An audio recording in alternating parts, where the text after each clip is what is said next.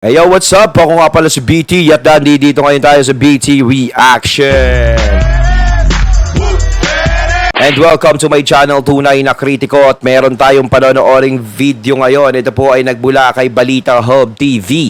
Sa mga hindi pa po nakakabisita sa channel ni Balita Hub TV, bisita na po kayo mga katunay. At kung hindi pa kayo nakakapag-subscribe, subscribe na din po kayo mga katunay kay Balita Hub TV. At wag na natin pagtagalin ito, no? Aba, si Buboy. Nasyakan lahat. Grabe, kakapasok lang.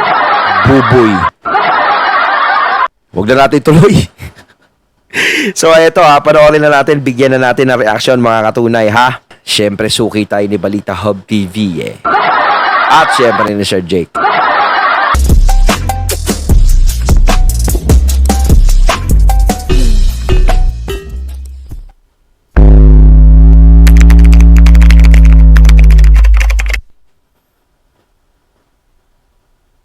Alright, what's up sa inyo mga kababayan? Pwede po pag-uusapan natin, mga kababayan, ay wala lang namang iba kung hindi yung matinding banat. Ayun, pogi, nasa picture.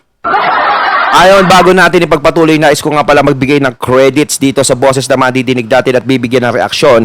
Walang iba kundi si Jake Magnus. Sa mga hindi pa nakakabisita sa channel ni Jake Magnus TV, bisita na po kayo mga katunay. At kung hindi pa kayo nakakapag-subscribe, subscribe na din po kayo mga katunay kay Jake Magnus TV. Pagpatuloy na natin.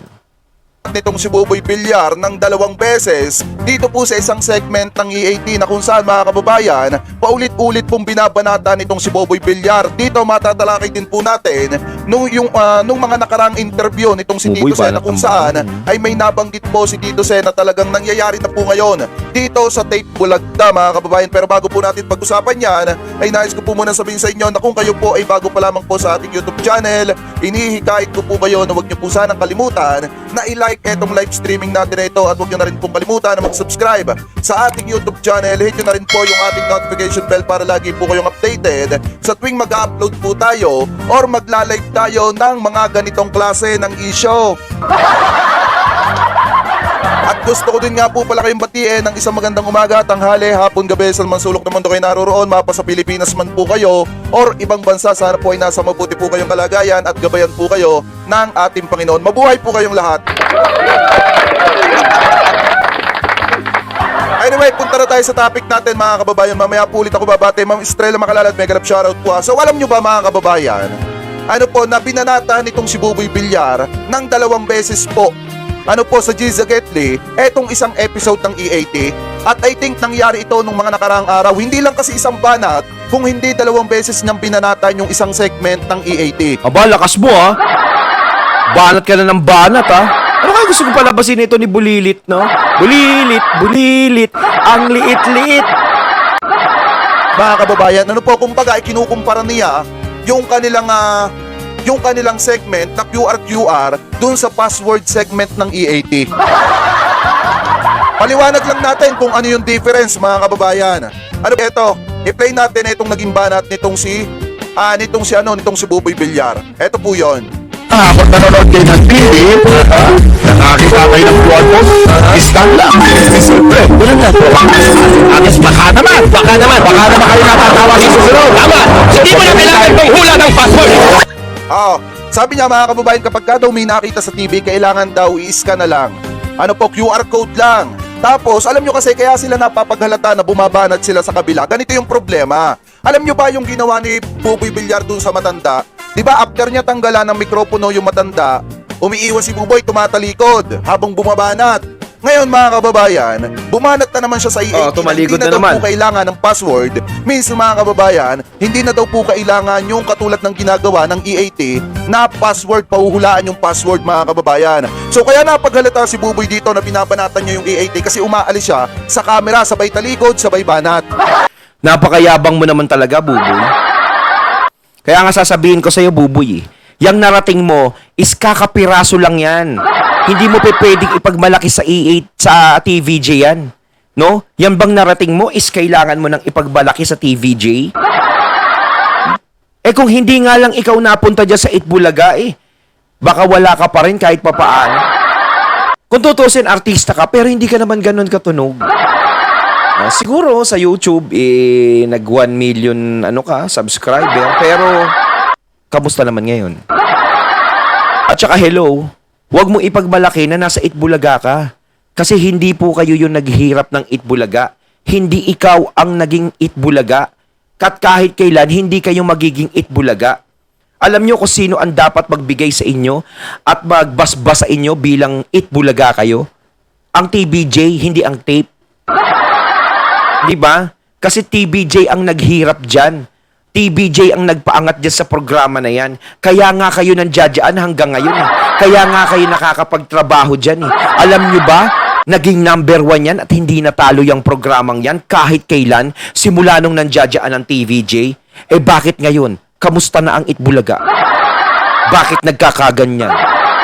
Anong nangyari? Dahil wala na ang TVJ. Tapos kung makapagsalita ka naman, buboy, grabe. Akala mo naman, kaya mong tapatan yung ginawa ng TVJ. Sarili mong ang programa, hindi mo maiangat Ganito pala, banat muna, sabay talikod. Hindi lang yan mga kababayan, may kasunod pa yan, ito pa. Ano pa po? Ay, QR code na kailangan ko.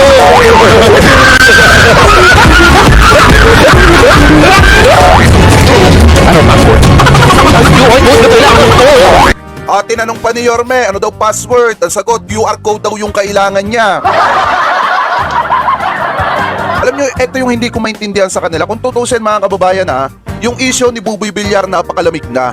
Ano po kung tutusin, for good na si Buboy Villar kasi hindi na sila nababanata ng publiko. Kaso nga lang dahil sa ginagawa nilang pagbanat sa Tito Vic and Joey, sa pagbanat ng EAT mga kababayan, talagang nababatikos na naman sila ng maraming tao ngayon. Kasi sino ba naman yung sabihin nila na ang kailangan daw po mga kababayan? Ano po na ang kailangan daw po QR code na lang, hindi na password. Sabay talikod. Alam niyo sa totoo lang ganito lang naman po yan Ipaliwanag natin kung ano yung pinagkaiba ng Tignan mo, pag nawala ang Itbulaga, ibig sabihin, pag bumagsak ang Itbulaga, kita mo iyakan yung mga yan. Babait yung mga yan.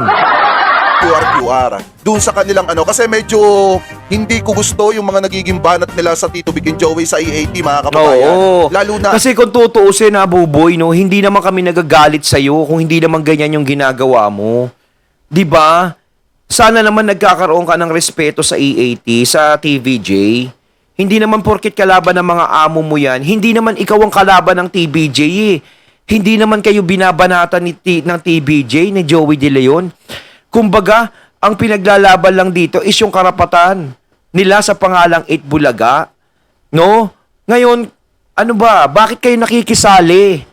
Di ba hindi naman kayo wala naman kayo kung bakit patuloy niyong pinapasok yung sarili niyo, para maging matunog. Tapos mamaya baka magalit kayo sa amin na kayo, binibira kayo, ginaganto kayo. Bakit kayo? Bira din kayo ng bira. Di ba? Hindi na nga kayo Tapos pinapainit nyo pa yung sitwasyon. Halos kayo ang ayaw tumigil. Tapos kapag nagparinig si Joey De Leon, nagsasalita na naman kayo. Di ba? Kaya huwag kayong magagalit sa amin na pumupuna sa inyo. Mamaya sabihin nyo, nagagalit kami dyan. Ako, kailangan mapahintog. Huwag ganon. May karapatan lahat ng tao magsalita. May mga tagapagtanggol din kayo. Siyempre, ang TVJ may tagapagtanggol. No? Kasi kapag ginawa nyo yun sa mga tagapagtanggol ng TVJ, ang ibig sabihin na pipiko na kayo. Totoo yung sinasabi laban sa inyo. Ganun yan. No? Kaya sana naman, magtrabaho na lang kayo. Kasi, alam nyo, hanggat nakatungtong kayo dyan sa Itbulaga, is wala kayong karapatan na magsalita laban sa TVJ kasi ginagamit nyo pa rin yung pinaghirapan nila. Yun.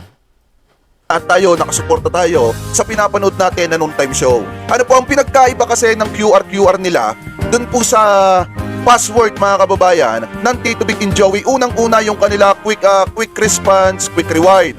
Kapag ka nanalo ka, hindi naman quick dumadating dun sa nanalo. Unlike dito sa password mga kababayan ng E18 na automatic pag nanalo ka bukas o mamaya, makukuha mo na yung panalo mo. Sa totoo lang mga kababayan, alam nyo lagi nilang ipinagmamalaki Oo, sige. Let's say, pinagmamalaki nila yung QR nila. Ang tanong, yung nakasulat ba dun sa QR nila ay nagagampanan nila ng mas maayos? Kasi yung sinasabi nilang quick response, quick reward, ang tanong kapag ba may nanalo dun sa kanilang QR natatanggap ba nila yon agad-agaran? Siyempre hindi, kung hindi nga nagreklamo yung isang babae, hindi pa nila ipapadala yung panalo. Hindi, tama nga yun, no? Di ba alam nyo, sa totoo lang mga kababayan ha, ganito lang naman yan eh. Sa totoo lamang po, kung tutusin, napakalamig na ni Buboy ngayon. Dapat, hindi na sila nakikisali doon sa nangyayaring agawa ng trademark ng tape at saka ng Tito Vic and Joey. Kasi ibang usapin po yun eh. Kung mismo nga, itanong natin sa Tito Vic and Joey kung may galit sila doon sa mga host ng Tape Bulaga, ang isasagot lang sa inyo, wala. Ang sasabihin lang nila, nagtatrabaho lang yung mga yon. Kaso nga lang ang problema, kaya nagkakaroon ng banatan sa pagitan ng mga tagahanga ng E80 at sa pagitan ng mga tagahanga naman nitong Tape Bulagta ay dahil na rin po mga kababayan sa nangyayaring pagbanat ng mga host po nila. Tama. Doon lang sa kanila Ulitin ko nagsisimula lamang po, eh. mga kababayan ha, hindi pa ganun kagaling itong si Buboy Villar. Kung tutuusin, kahit kalaban nila ang Tito Vic and Joey, mga kababayan, kahit kalaban po nila ang Tito Vic and Joey, dapat nandudun pa rin po yung respeto dahil yung Yes. kalaban nila ay icon na po yun, hindi lang basta host. Tama. Diba? Ang hindi ko lang maintindihan kay Buboy Villar, bakit sa dami-dami ng pwedeng pwede nilang gawin, bakit na ipasok pa nila yung mga banat-banat na ganyan?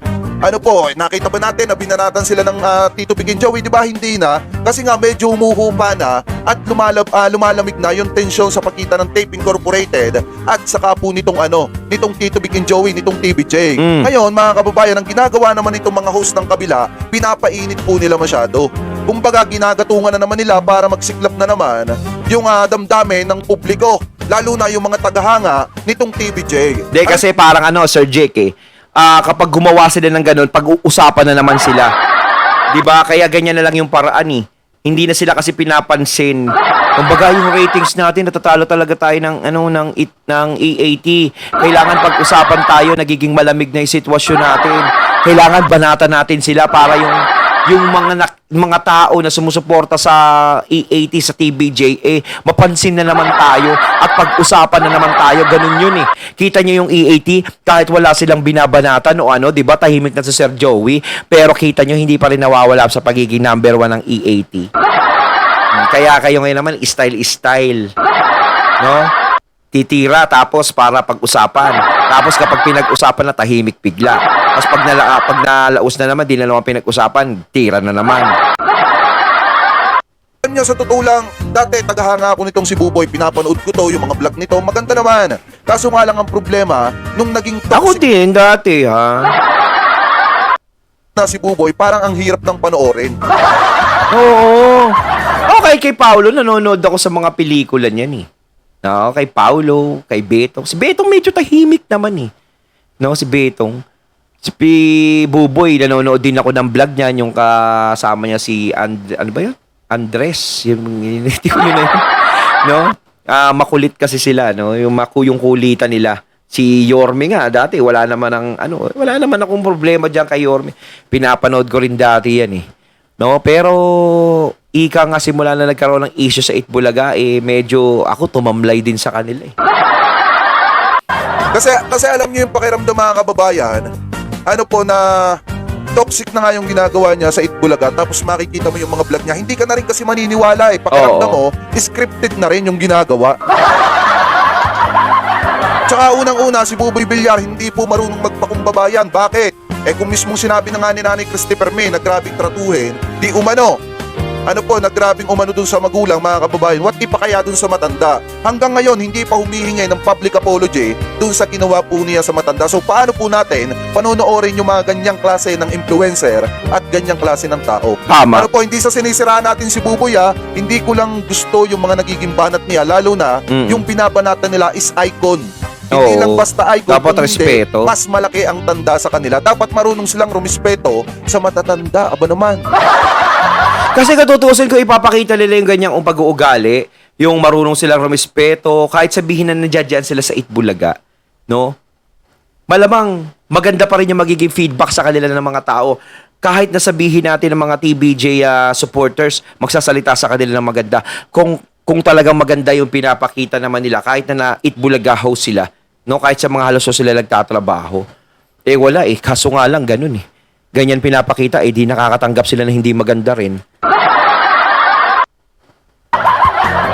Di po ba? So kayo mga kababayan, ano po ang masasabi ninyo dito sa mga naging pagbanat nitong si Boboy Villar? Mga kababayan, dito po sa EAT, dito sa isang segment ng EAT. Kasi kung titingnan naman po talaga natin, kung meron man dapat banatan dito, yun yung QR nila kasi nagpapapanalo sila, hindi nila agad na tagal bigay ibibigay. yung premyo, Kung no? hindi pa magre-reklamo at magtatanong yung babae, hindi niya makukuha yung prize niya. Dapat pamagat reklamo mo, premyo mo.